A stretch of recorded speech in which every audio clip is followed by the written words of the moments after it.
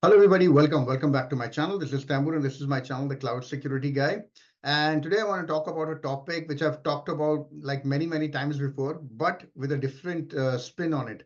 So if you followed my channel, you know I talk a lot about certifications, right?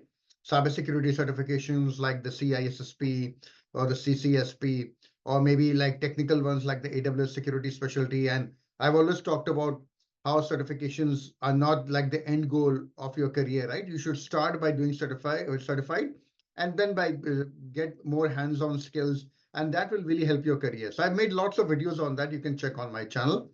But today I want to talk about a topic which I've seen not that many people focus on, and which is what to do if you fail. If you fail in a cybersecurity certification, right? You planned for the CISSP or the CEH or the CCSK or the CISA or the CREA, whatever certification you were planning on doing, you tried it and you did not fail. So what are the ways you can bounce back and make sure that you can like ace that exam going forward? And I feel that maybe this is a topic which not that people touch upon.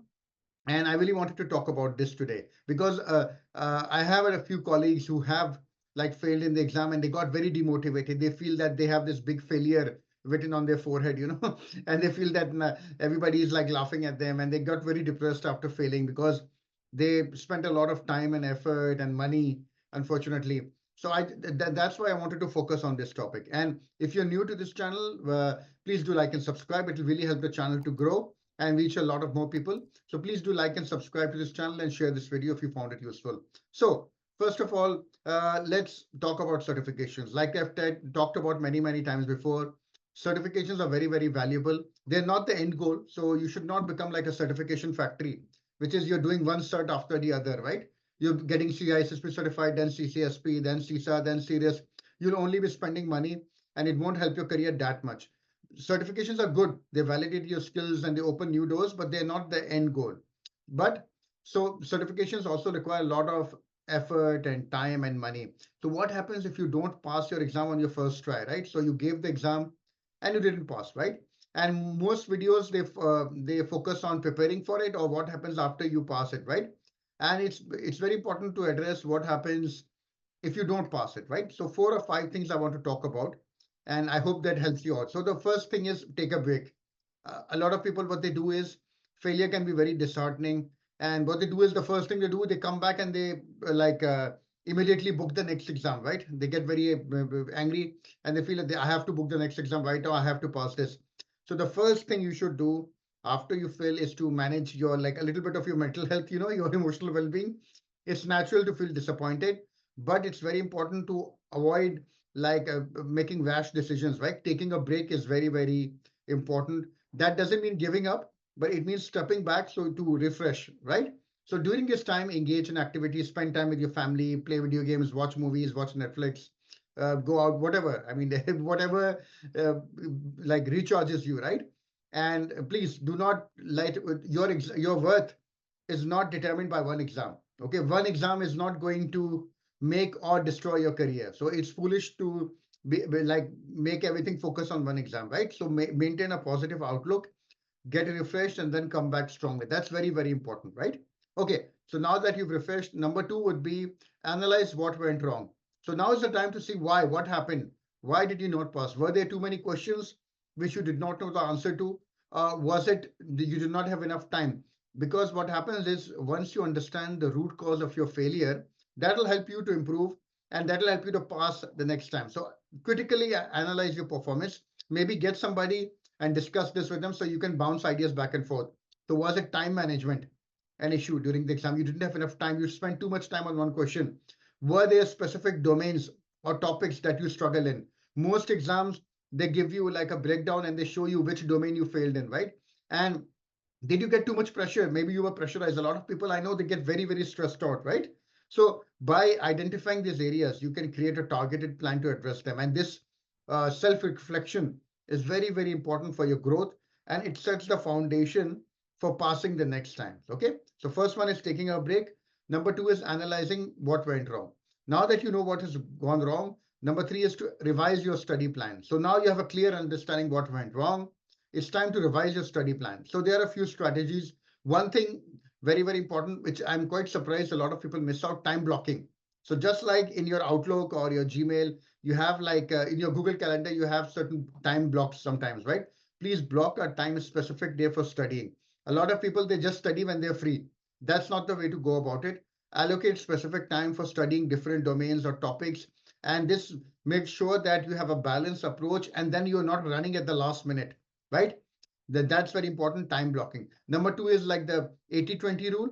So focus 80% of your efforts on practice exams, on the practice questions, and just 20% on studying. A lot of people, what they do is most of the time they just reading the chapters, and last like 15 days they start doing the practice exam. No, do the practice exams first, please, because they show you how the exam is going to be structured, and that those concepts will be stored in your mind, right?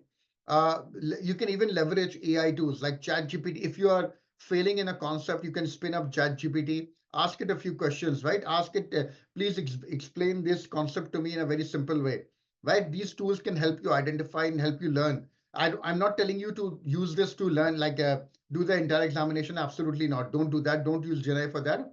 But maybe you're struggling with a like particular concept, put it in ChatGPT or any other tool and ask it to explain it back to you in a very simple way. Okay. And one point I've seen that a lot of people struggle with, like within the CCSP or the CISSP, is those answers which come like what is the most and what is the least, least most answers, in which all the answers are correct or all the answers are wrong. And you have to choose the correct one. A lot of people get stressed out with that. So the trick to these sort of questions is you reverse engineer the answer, right? In your mind, look at the question, and before looking at the answers, think about what the answer is. First, formulate it in your mind first, right? Practice formulating that answer before you look at the multiple choice. And this technique will help you identify easily which is the correct answer because you already formulated it. If you didn't think about it beforehand and you look at the answers, you'll get confused, right? Because all of them are correct or all of them are wrong. And you have to pick the most correct one.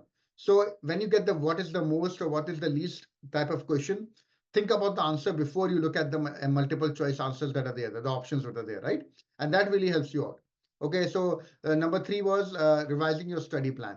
Okay, number four is joining a study group. And this is something I recommend a lot, like studying in isolation can sometimes limit your perspective. I know some people like to study isolation, but you can join a study group. It can give you a lot of valuable support and different viewpoints, like engaging with others, maybe even teaching others.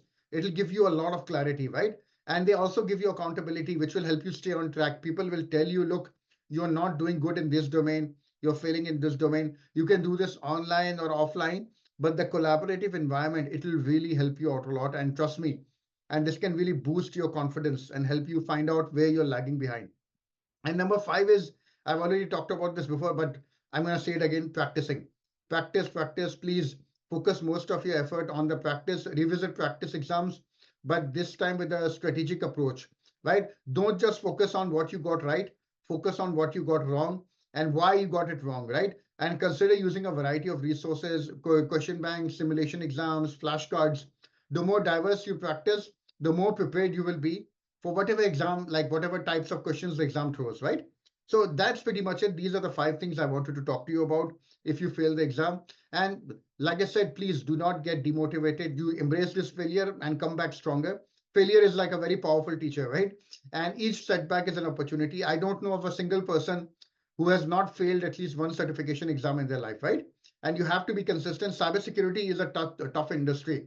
So if you give up now, you won't have like what do you call, you'll struggle later on also.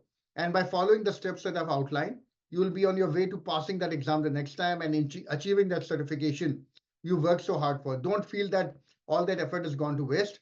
And really, I hope this motivates you. Good luck on your certification the next time. Please do like and subscribe to this channel and let me know in the comments if you feel I didn't touch on a particular topic. Thank you very much, and I'll see you in the next video.